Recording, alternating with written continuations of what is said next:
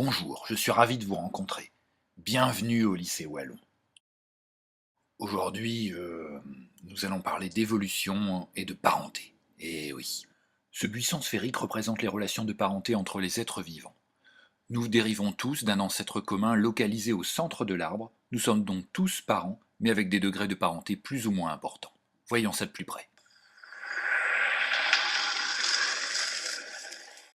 Dans cet extrait de l'arbre, le T-Rex et le pigeon sont plus proches entre eux que des autres espèces. Ils possèdent en commun un os fourchette, l'os que tu vois en rouge sur cette image. Les scientifiques interprètent ce caractère commun comme résultant d'une transmission par un ancêtre commun.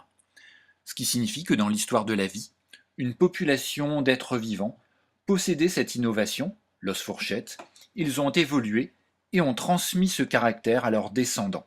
Les T-Rex et les oiseaux possèdent donc dans l'histoire de la vie un ancêtre commun représenté en bleu dans ce document. Cet ancêtre commun est plus récent que celui que les T-Rex et les oiseaux partagent par exemple avec l'homme et le chat.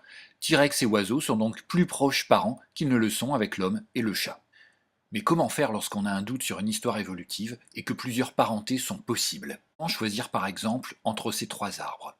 Eh bien en fait, on retiendra toujours l'arbre qui nécessite le moins de transformations évolutives. Par exemple, dans l'arbre du bas, l'innovation 1 et l'innovation 7 ne sont apparues qu'une seule fois, alors que dans les arbres du haut, on constate que pour pouvoir construire ces histoires évolutives, il a fallu faire apparaître les innovations 1 et 7 plusieurs fois.